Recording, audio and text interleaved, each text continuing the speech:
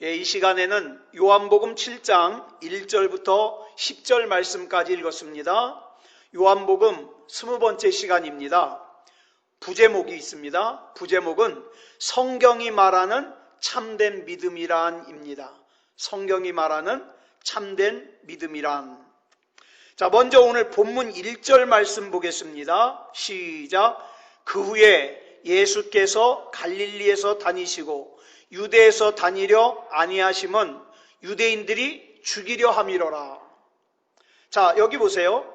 유대인들이 그동안 얼마나 메시아를 기다려왔습니까? 얼마나 메시아 오시기를 갈망했습니까? 그런데 정작 그 기다리던 예수님께서, 기다리던 그리스도이신 메시아이신 예수님께서 이 땅에 오셨는데 유대인들은 기뻐하기는커녕 도리어 그 메시아이신 예수님을 죽이려고 했어요. 그 이유를 예수님께서 본문 7절에서 설명하십니다. 시작. 세상이 너희를 미워하지 아니하되 나를 미워하나니 이는 내가 세상의 일들을 악하다고 증언함이라. 유대인들은 메시아가 오시면 자기를 칭찬해 줄 줄 알았어요. 그런데 정작 메시아라고 하는 예수님이 자기들을 뭐라고 부릅니까? 독사의 자식이라고 책망을 하셔요. 회칠한 무덤이라고 책망을 하셔요. 종교 지도자들은, 유대교 지도자들은 그리스도가 오시면, 메시아가 오시면 그들이 인위적으로 만든 많은 관습이 있잖아요. 전통이 있잖아요. 그걸 갖다가 더 확실하게 해서 완성시켜 주실 줄 알았어요. 그런데 정작 메시아라고 하는, 그리스도라고 하는 예수님이 어떡합니까? 자기네들이 만든 그 관습에는, 전통에는 안식일에는 일하면 안 되거든요. 근데 예수님은 안식일에 병을 고치시는 거예요. 그러니까 예수님은 많은 경우에 이 유대인들의 전통과 관습과 충돌하시더라 이 말이에요. 그리고 정작 예수님께서 종교 지도자인 자기들과는 어울리질 않고 어떻게 해요? 가난하고 소외된 사람들하고 함께 어울리고 급기야는 오병이어의 기적을 행하셨을 때 사람들이 예수님을 왕으로 옹립하려고 하는 그런 사건까지 벌어지기도 했습니다. 이것은 이미 기득권을 가지고 있는, 많은 권한을 누리고 있는 종교 지도자들에게 있어서는 두려워할 만한 아주 혁명적인 일이었죠. 그러므로 전통적인 유대인의 입장에서 볼 때 이 그리스도가 누구예요? 예수님이에요. 이 그리스도는 자기네들이 바라는 그 그리스도가 아니라는 거예요. 아니라는 거예요. 그러다 보니까 이 유대인들은 자기네들이 이미 가지고 있고 자기네들이 이미 누리고 있는 그 기득권을 지키기 위해서 어떡합니까? 작당을 해가지고 새롭게 일어서고 있는 예수라고 하는 신흥 세력을 어떻게 해요? 죽여야 되는 거예요. 죽여야 되는 거예요. 또 하나 비참한 일이 있습니다. 본문 5절을 보면 이렇게 말씀하고 있어요. 시작. 이는 그 형제들까지도 예수를 믿지 아니함이로라. 여기서 말하는 형제란 예수님과 한 핏줄, 한 배에서 태어난 형제를 말해요. 여러분, 한 어머니 뱃속에서 한 핏줄로 태어난 형제면은 이 세상에서 얼마나 가깝습니까? 그러므로 세상 사람들이 다 오해할지라도 이 형제만큼은 예수님을 믿어줘야 돼요. 그죠? 형제잖아요. 그런데 그 형제가 예수님을 믿지 않았다는 거예요. 왜 안 믿었느냐? 그들은 예수님의 어머니가 누군지를 잘 알잖아요. 예수님의 어머니가 누구예요? 자기 어머니예요, 자기 어머니. 그들에게 있어서 예수님은 자기들과 한솥밥을 먹고 자란 자기의 맏형이에요. 너무 잘 알아요.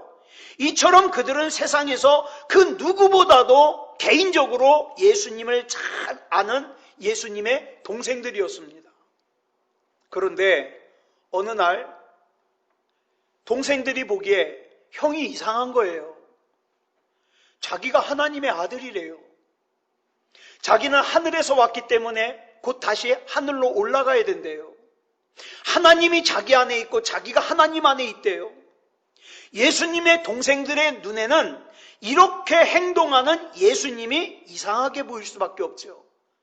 아무리 내 형제지만 이상하게 보일 수밖에 없죠.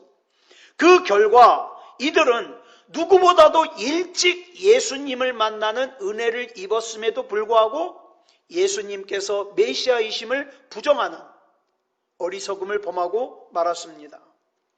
자, 이제 펼쳐지는 요한복음 7장은 그 배경이 어떤 배경이냐? 본문 2절을 보면 뭐라고 하고 있습니까? 시작. 유대인의 명절인 초막절이 가까운지라. 자, 요한복음 7장은 배경이 초막절이에요. 이 초막절은요, 유월절, 맥추절과 함께 이스라엘의 3대 절기예요. 굉장히 큰 절기예요. 그래서 이 절기가 되면 흩어져 있던 유대인들이 가능하면 어디로 모입니까? 예루살렘으로 모여요. 그래가지고 예루살렘에는요, 사람들이 굉장히 많이 모여요. 그러므로 우리는 이 본문 2절의 말씀을 통해서 이제 이 예루살렘에 사람들이 많이 모인다는 그 배경하에서 요한복음 7장의 말씀을 읽어야 됩니다. 이렇게 초막절이 되니까 예수님의 형제들이 예수님께 제안을 하나 합니다. 무슨 제안을 하는가? 본문 3절로 4절 보겠습니다. 시작. 그 형제들이 예수께 이르되 당신이 행하는 일을 제자들도 보게 여기를 떠나 유대로 가소서. 스스로 나타나기를 구하면서 묻혀서 일하는 사람이 없나니 이 일을 행하려 하거든 자신을 세상에 나타내소서 하니. 지금 이 예수님의 형제들이 하는 말이 무슨 말이에요? 기회가 왔다는 거예요. 이제까지는 우리가 이 갈릴리 총구석에 묻혀서 지냈지만 예수 형님이 이 초막절에 이 사람들이 예루살렘에 많이 모이는 이때에 예루살렘에 가가지고 공식적으로 기적을 몇 번 행하면 아마 예수 형님은 스타가 될 겁니다. 이런 얘기를 하는 거예요.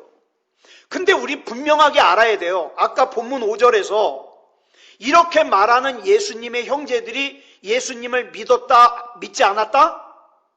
믿었다, 믿지 않았다? 믿지 않았다, 믿지 않았어요. 그래서 본문 8절을 보니까 예수님께서 이렇게 대답하십니다. 시작. 내 때가 아직 차지 못하였으니 나는 이 명절에 아직 올라가지 아니하노라. 그러면서 이 명절에 예루살렘에 가서 기적을 행하자는 이 형제들의 제안을 거절하십니다. 그런데 만약에 예수님께서 형제들이 말하는 이 말을 거절하고 정말 말씀하신 대로 예루살렘에 가시지 않았다면 문제가 되질 않아요. 그런데 그 뒤에 보면 어떻게 했어요? 안 가신다 그러더니 가셨어요. 예루살렘에 올라가셨어요. 이걸 본문 10절에 기록하고 있어요. 시작. 그 형제들이 명절에 올라간 후에 자기도 올라가시되 나타내지 않고 은밀히 가시니라. 이상하지 않습니까? 형제들이 제안할 때는 안 간다고 거절하시더니 결국에는 올라가셨어요. 예루살렘에. 그러면 예수님이 거짓말하신 거예요? 이제부터 굉장히 중요한 거예요. 예수님께서 이렇게 행동하신 이유를 알기 위해서 우리는 먼저 예수님의 형제들의 신앙을 알아야 됩니다.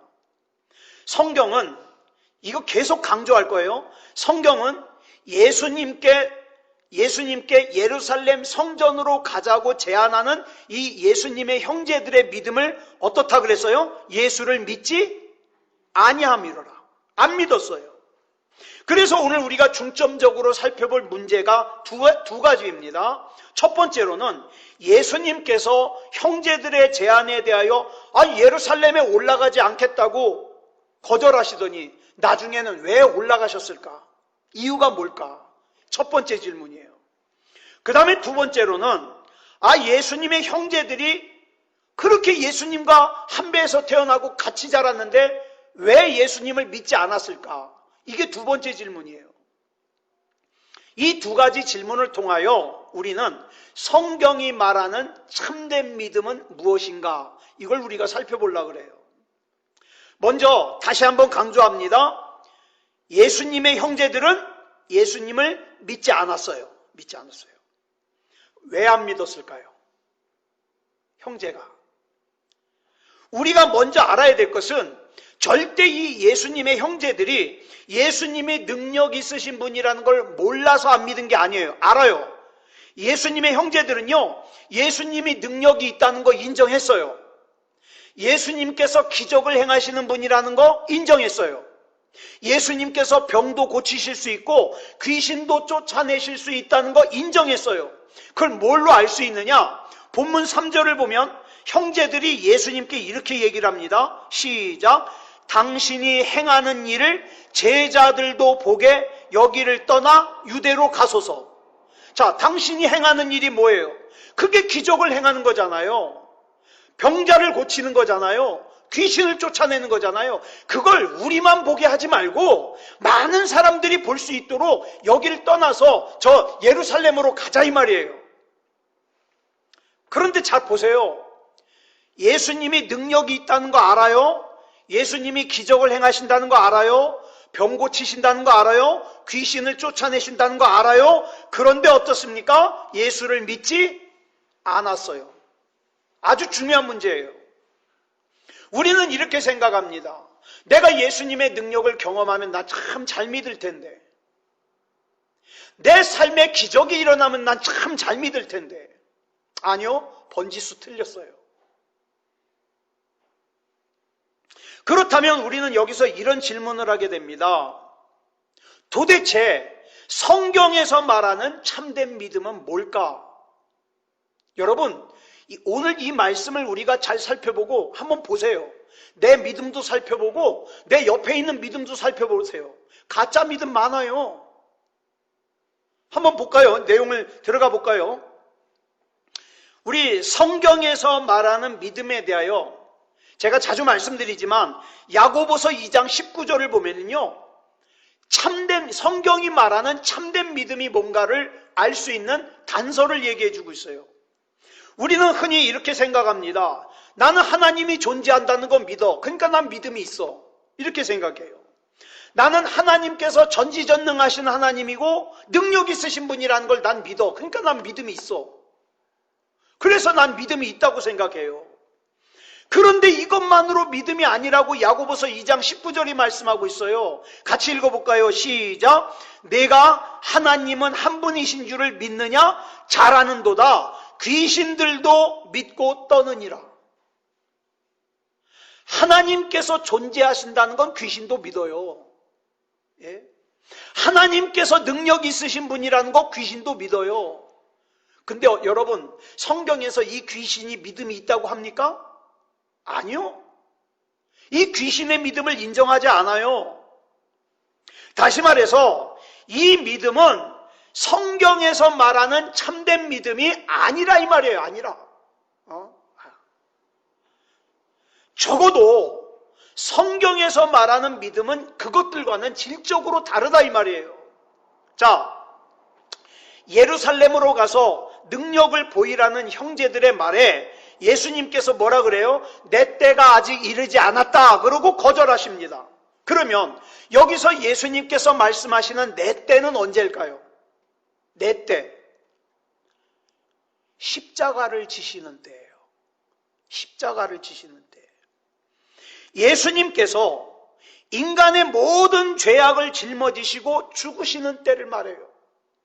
그렇다면 우리가 여기서 알 수 있는 게 뭡니까? 예수님께서 원하시는 믿음은, 또 성경에서 말하는 참된 믿음은 십자가를 지는 믿음이다 이 말이에요.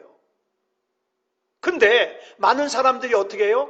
십자가 지는 상황이 오잖아요? 도망가 버려요. 나 싫다는 거예요. 그리고 어떻게 해요? 달라고만 해요. 돈 주세요, 집 주세요, 평화롭게 살게 해주세요, 행복하게 해주세요.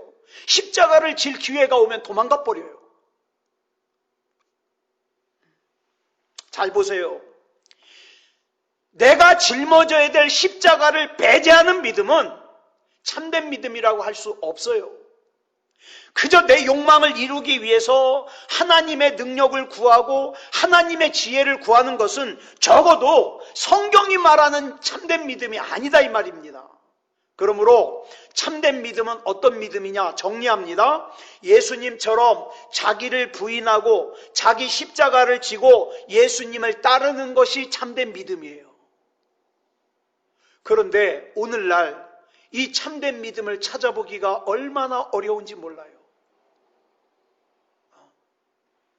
그저 예수 믿으면 복 받고 예수 믿으면 성공하고 예수 믿으면 병 낫는다는 것에 머물러 있어요. 나는 부인 안 해요. 나 자기 자신을 부인 안 해요. 자기 십자가 안 져요. 내 십자가 질 만한 상황이 오면 어떡합니까? 피해버립니다. 그리고 내가 믿음이 좋대요. 성경이 말하는 참된 믿음이 아니라는 거예요.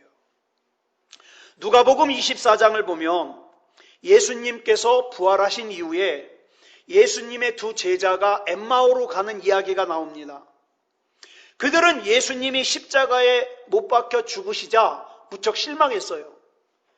그들이 걸어가면서 21절에서 이런 얘기를 합니다. 시작. 우리는 이 사람이 이스라엘을 속량할 자라고 바랐노라. 즉 지금 이 두 제자는 절망 속에 있어요. 왜? 예수님께서 이렇게 하실 줄 알았는데 매가리 없이 붙잡혀서 죽어버렸어요. 실망한 거예요. 좌절한 거예요. 절망한 거예요. 이게 뭐지? 내가 기대한 건 이거 아닌데? 이렇게 좌절하면서 실망하면서 지금 같이 걸어가고 있는 거예요. 그런데 그 자리에 예수님께서 동행하고 계셨다 이 말이에요. 동행하던 예수님께서 그 두 제자에게 자기의 정체를 밝히시면서 25절로 27절에서 이렇게 말씀하십니다. 시작. 미련하고 선지자들이 말한 모든 것을 마음에 더디 믿는 자들이요, 그리스도가 이런 고난을 받고 자기의 영광에 들어가야 할 것이 아니냐 하시고, 이에 모세와 모든 선지자의 글로 시작하여 모든 성경에 쓴 바 자기에 관한 것을 자세히 설명하시니라. 예수님께서 이 두 명의 제자에게 말씀하신 게 뭡니까? 이 미련한 녀석들아, 이 어리석은 녀석들아, 왜 그렇게 믿질 않니? 성경에 보면 고난의 예수가 십자가의 주라는 걸 강조하고 있잖아. 왜 내가 고난받는 걸 이상하게 봐? 내가 고난받을 거라고 분명히 성경에 기록되어 있는데 그리스도가 이런 고난을 받고 자기 영광에 들어가야 된다고 누누이 강조하지 않았냐? 왜 그걸 모르고 실망하고 좌절하고 낙심해? 여러분, 이 두 제자가 왜 실망할까요? 자기가 생각한 대로 안 되었으니까, 자기가 기대한 대로 안 됐으니까, 그래서 실망한 거예요. 그래서 예수님께서는 성경에 나오는 예를 들어서 설명하십니다. 모세와 모든 선지자의 글로 시작하여 모든 성경에 쓴 바 자기에 관한 것을 자세히 설명하시니라. 그랬더니 그 순간 그 두 제자가 이 말씀이 그런 말씀이었구나 깨달아요. 그래서 어떡합니까? 다시 돌아가요. 여러분, 이게 성경의 핵심이라는 거예요. 다시 말해서 예수 그리스도의 십자가를 이해하지 못하면 참된 믿음이 아니에요. 예수 그리스도의 십자가를 이해하지 못하는 사람들은 맨 예수 그리스도를 이용해서 어떻게 합니까? 편하게 살려고, 나 편하게 살려고 예수님을 이용하려고 그러지, 예수님께서 나에게 무슨 뜻이 있는지, 나에게 어떤 기대를 하시는지에 관심이 없어요. 많은 사람들이 자기는 예수님을 믿는다고 생각해요. 그리고 자기는 구원을 받았다고 생각합니다. 자기는 믿음이 있는 사람이라고 생각해요. 그런데 이게 참 무서운 일이에요. 정작 예수님께서 이렇게 선포하실 수 있어요. 그들이 예수를 믿지 않았다. 얼마나 무서운 일이에요. 우리가 나에게 좋은 일만 만나게 하시는, 나에게 좋은 일만 일어나게 하시는 그리스도만 찾는다면 우리의 믿음 역시 어떤 믿음이 되기 쉬워요? 예수님의 동생들의 믿음이 되기가 쉬워요. 그럼 믿음 아니라 그랬잖아요. 믿지 않았다. 믿지 않았다. 비록 예수님의 존재를 인정하고 예수님의 능력을 인정하고 예수님이 기적을 행하시고 예수님이 병을 고치시고 예수님이 귀신을 쫓아낸다는 걸 다 인정한다 할지라도 예수 그리스도의 십자가 중심의 신앙이 아니라면 성경은 단호하게 얘기합니다. 그건 예수를 믿는 믿음이 아니다. 이렇게 얘기합니다. 이게 오늘 본문이에요. 그렇다면 우리 신앙을 한번 돌아보겠습니다. 제가 가만히 보니까 예수님의 동생들이 가지고 있는 믿음을 가지고 있는 그리스도인들이 많아요. 예수님을 믿으면 복 받는다고만 해야 좋아해요. 예수님을 믿으면 부자가 된다고 해야만 좋아해요. 예수님을 믿으면 모든 병이 다 낫는다고만 해야 좋아해요. 그것만이 믿음이래요. 예?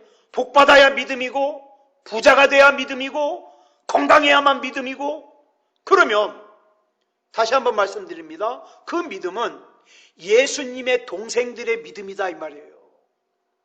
그러면 지금 성경이 오늘 본문 5절이 예수님을 믿지 않는다고 보는 예수님의 동생들이 예수님께 요구하는 게 뭐예요? 이걸 봐야죠 우리가. 예수님의 동생들이 예수님께 요구하는 게 뭐예요? 왜 예루살렘에 같이 가자는 거예요?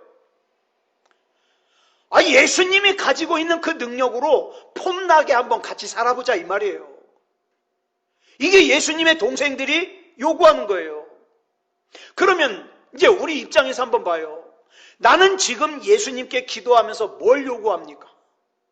가만히 보니까 나도 많은 순간에 뭘 기도하고 있어요? 예수님의 이름으로 기적을 경험하고 체험하고 능력을 경험해가지고 폼나게 살고 싶은 거예요, 나도. 그러니까 나 역시도 내 믿음이 어떤 믿음이에요? 예수님의 동생들의 믿음이라 이 말이에요. 그러면 여러분, 왜 폼나게 살고 싶은 거예요? 왜 부자가 되고 싶은 거예요? 과시하고 싶은 거예요. 나도 돈 많아서 과시하고 싶은 거예요. 여러분, 항상 마귀가 심어주는 마음이 뭔지 아세요? 과시하고 싶은 거예요. 과시하고 싶은 거. 마태복음 4장을 보면 마귀가 예수님을 시험하시죠? 40일 금식하고 나신 예수님이 얼마나 배가 고팠을까요? 그 예수님을 시험합니다. 첫 번째 시험이 돌들로 떡덩이가 되게 해라. 그 다음에 성전 꼭대기에서 뛰어내려라. 뭐 하라는 거예요 이게? 돌로 떡을 만들어 먹어라. 뭐 하라는 거예요? 성전 꼭대기에서 뛰어내려라. 뭐 하라는 거예요?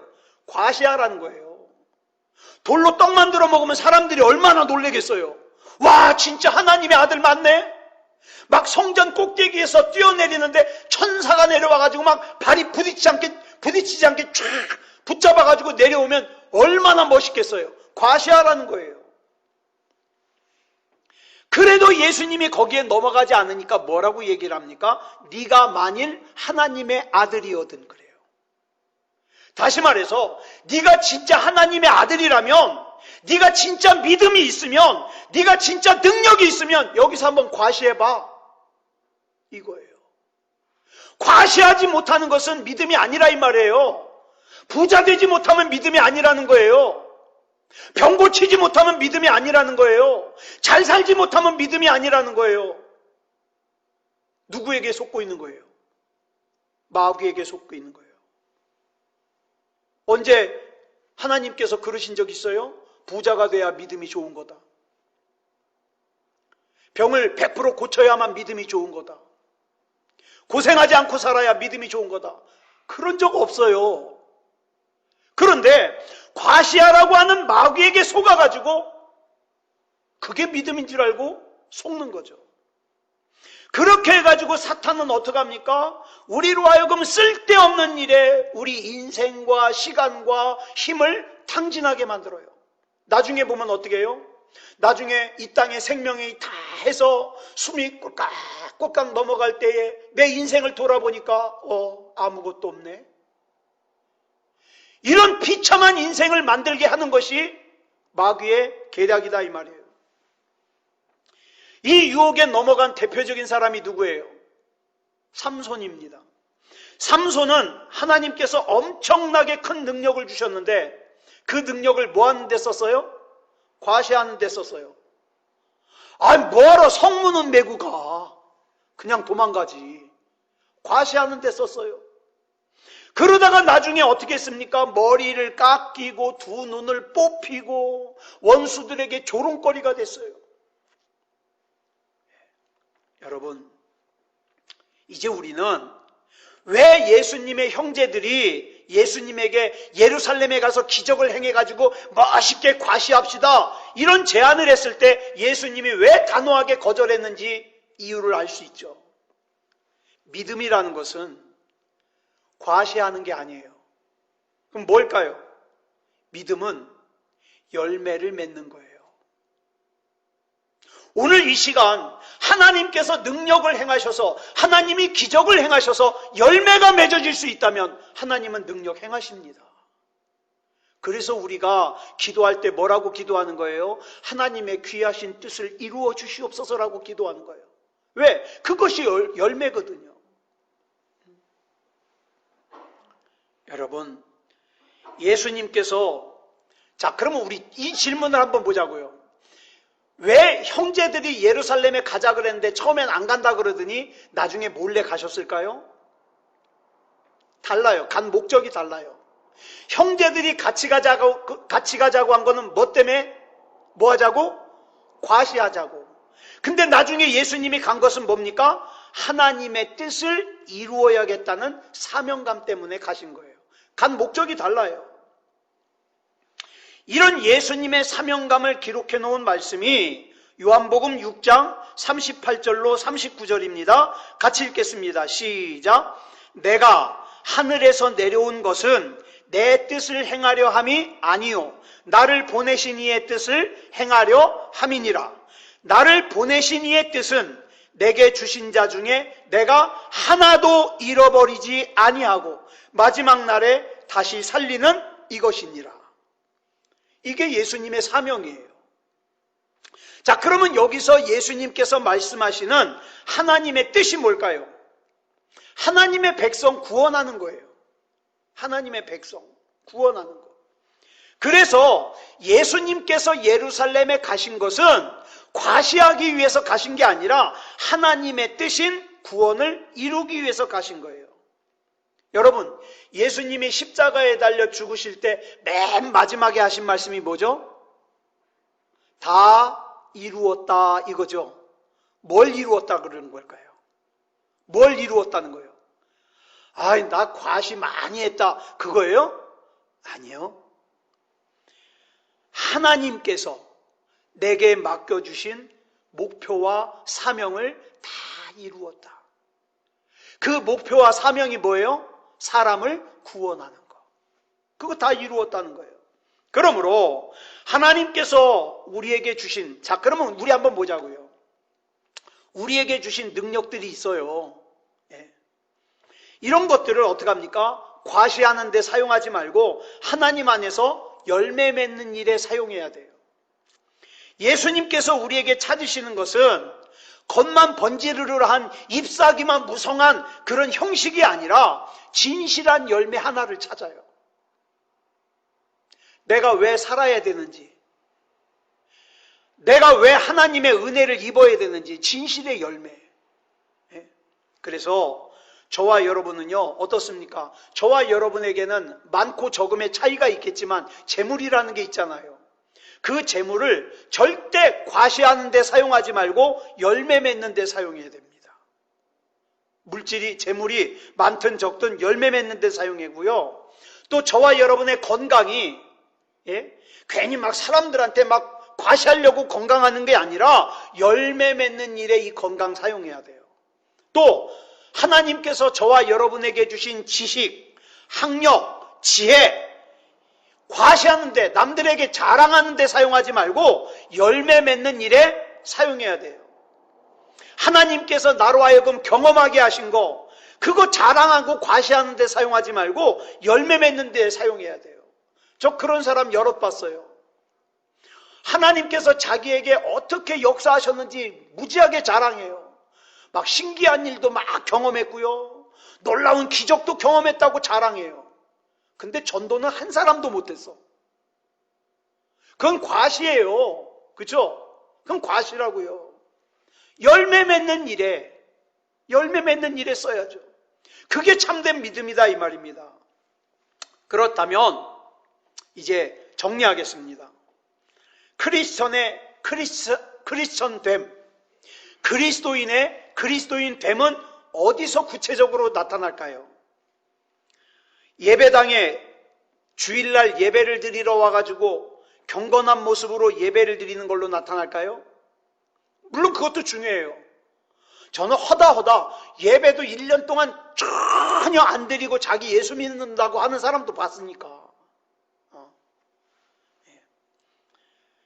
경건하게 예배를 드려야지 그리스도인이죠. 예배자죠. 대단히 중요해요. 그런 거 없이는, 예배 드리지 않고는 크리스천이라고 할 수 없어요. 그런데 중요한 게 있어요. 그것만 가지고 되지 않는다 이 말이에요. 여러분, 일주일이 며칠입니까? 7일이죠. 자, 일주일은 7일로 이루어져 있어요. 그 중에 주일은 하루예요. 퍼센트로 얘기하면 제가 계산해 보니까 14%예요. 우리의 삶은 이 14%가 다가 아니에요. 나머지 86% 어떡할 거예요? 우리에게는 그보다 훨씬 더 길고 많은 86%, 즉 주일을 제외한 나머지 6일이 있다 이 말이에요. 내가 만약에 주일날 예배를 드리면서 하나님과 가까워지고 신령했다면 그 열매, 그 결과는 어디 가서 나타나야 될까요? 나머지 86%인 6일에 가서 나타나야 돼요. 그런데 잘못된 믿음의 특징이 뭔지 아세요? 주일날 예배를 드릴 때는 할렐루야 아멘 하면서 거룩해요. 근데 나머지 6일은 지 맘대로 살아요. 죄 지면서도 전혀 꺼리끼지 않고, 왜? 나 주일만 예배 드리면 돼. 86%는 내 거야. 내 맘대로 살아요. 잘못됐다 이 말이에요. 잘못됐다.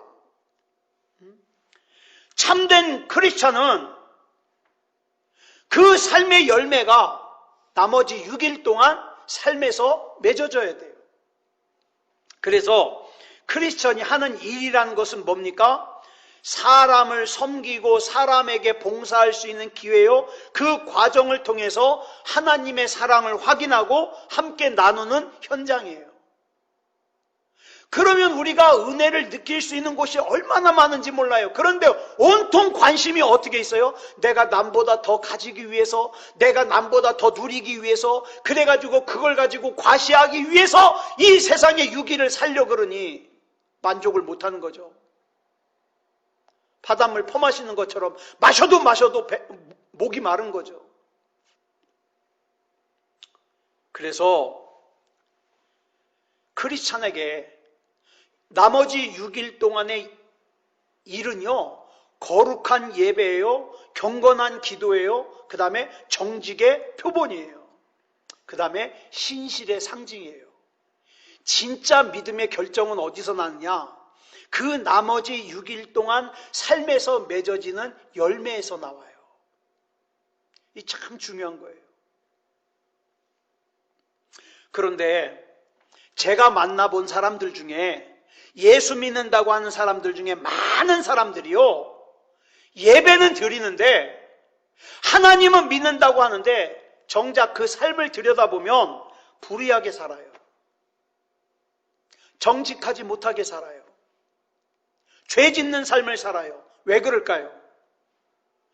교회는 다니지만 하나님의 말씀을 몰라요. 하나님의 말씀을 모르니까 하나님의 뜻을 몰라요. 하나님의 뜻을 모르니까 하나님의 뜻대로 살지를 못해요. 본문 16절로 17절을 보면 예수님께서 이렇게 말씀하셨습니다. 시작. 예수께서 대답하여 이르시되 내 교훈은 내 것이 아니요 나를 보내신 이의 것이니라. 사람이 하나님의 뜻을 행하려 하면 이 교훈이 하나님께로부터 왔는지 내가 스스로 말함인지 알리라. 예를 들어서 설교를 듣는다든가 어떤 말씀을 들을 때에 내 생각과 다르다고 기분 나빠할 것이 아니라, 여러분, 이 말씀을 판단하는 기준은 내 생각이 아니에요. 내가 뭘 기대하느냐가 아니에요. 뭡니까? 하나님의 뜻이냐 아니냐예요. 하나님의 말씀이 뭐라고 하느냐 이거예요. 근데 하나님의 말씀을 모르면 그 말씀을 받아들이고 안 받아들이고의 기준이 뭐가 돼요? 아이, 나 이거 불편해. 부담스러워. 전에 말씀드렸죠. 예수님께서 사람들에게, 몰려온 사람들에게 예수님이 십자가 지실 걸 얘기하니까 그 오병이어의 기적으로 뭐 좀 얻어먹으려고 왔다가, 병 좀 고치려고 왔다가 영적인 걸 말씀하시니까 사람들이 어떻게 해요? 아, 이건 참 어려운데? 그러면서 돌아가요. 내가 기대한 게 아니다 이 말이죠. 그런 일들이 일어난다 이 말이죠. 여러분, 화가가 되려고 하는 사람은요, 화가에게 가르침을 받아야죠. 법률가가 되기 위해서는 법률가에게 배워야 됩니다. 마찬가지로 하나님의 뜻을 알고 하나님의 뜻대로 살기를 원하는 사람은 반드시 하나님의 말씀을 들어야 됩니다. 하나님의 말씀을 알지 않고는 하나님의 뜻을 알 수 없고, 하나님의 뜻을 알지 못하면 하나님의 뜻대로 살지 못하지요. 따라서 본문에 나오는 유대인들이 주님의 말씀을 전혀 하나님의 말씀으로 받아들이려고 하지 않고 모든 기준이 뭐예요? 자기예요, 자기. 그러다 보니까 하나님의 아들 예수님을, 메시아이신 예수님을 죽이려고 하죠. 우리도 그래요. 하나님의 말씀이 기준이 되지 못하고 내 생각, 내 판단이 기준이 되면요, 하나님 말씀을 죽이려고 그래요. 왜? 불편하거든요. 나한테 이래라 저래라 하면 불편하거든요. 그래서 주님께서는 본문 18절에서 이렇게 말씀하십니다. 시작. 스스로 말하는 자는 자기 영광만 구하되 보내신 이의 영광을 구하는 자는 참되니 그 속에 불의가 없느니라. 저와 여러분은 내 자신의 영광을 구하지 말고 내가 편하게 살기 위해서, 내가 내 인생을 과시하기 위해서 구하지 말고 우리는 누구의 영광을 구해요? 하나님. 하나님께서 나 때문에 영광스러우셨으면 좋겠습니다. 하나님의 뜻을 구하자고요. 이렇게 하나님의 뜻을 구하는 사람의 삶 속에 불의가 있을 수 없겠죠. 거짓이 있을 수 없겠죠. 이런 사람만이 자신의 일을 통해서 하나님도 섬기고 사람도 섬길 수 있어요. 하나님도 섬기고 사람도 섬길 수 있죠.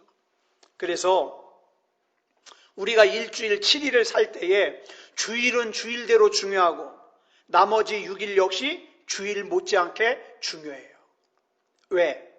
나는 주일날 들은 하나님의 말씀을 이 6일 동안 내 삶에서 열매를 맺어야 될 사명이 있거든요. 그래 중요한 거예요. 그래서 베드로전서 2장 5절에 보면 우리를 거룩한 제사장이래요. 같이 읽어볼까요? 시작. 너희도 산돌같이 신령한 집으로 세워지고 예수 그리스도로 말미암아 하나님이 기쁘게 받으실 신령한 제사를 드릴 거룩한 제사장이 될지니라. 아멘. 저와 여러분이 제사장이래요. 네, 제사장. 네. 그래서 저와 여러분을 제사장으로 삼아 어디로 파송한 거예요? 저와 여러분의 가정으로 파송한 거예요. 저와 여러분의 직장으로 파송한 거예요. 저와 여러분의 친척들, 친구들에게로 파송한 거예요. 뭐 하라고? 열매 맺으라고. 네. 이렇게 해서 저와 여러분의 믿음이 하나님이 인정하시는 참된 믿음이기를, 그리스도 예수님의 이름으로 축복합니다. 기도하겠습니다. 사랑의 아버지 하나님, 감사합니다. 오늘 이 시간 성경에서 말하는 참된 믿음이 뭔가를 살펴보았습니다. 그저 하나님이 계시는 거 믿는 걸 믿음이라고 생각하고, 하나님이 능력 있으시다는 걸 믿는 것을 믿음이라고 생각하면 예수님의 제자들처럼, 예수님의 형제들처럼 예수님이 메시아이심을 믿지 않을 수 있습니다. 우리는 그저 예수 그리스도 이름으로 세상에서 편하게 사는 일에 집중하지 말게 하시고, 하나님의 말씀을 통해 하나님의 뜻이 나에게 어떻게 주어졌는가 생각하고, 매 삶 가운데 예수님처럼 나를 부인하고 내 십자가를 지고 예수님을 따라갈 수 있도록 인도해 주시옵소서. 그래서 내 믿음이 예수님께서 보시기에도 진짜 믿음이게 하시고, 구원받을 만한 믿음이게 하시고, 생명책에 이름이 기록되는 믿음이게 주시옵소서. 우리 주님께서 이 밤에 기도할 때에 기도하는 소리 들으시고 기억하시고 응답해 주시옵소서. 모든 것을 우리 주님 앞에 맡겨드리오며 그리스도 예수님의 이름으로 간절히 기도드려 싸움나이다. 아멘.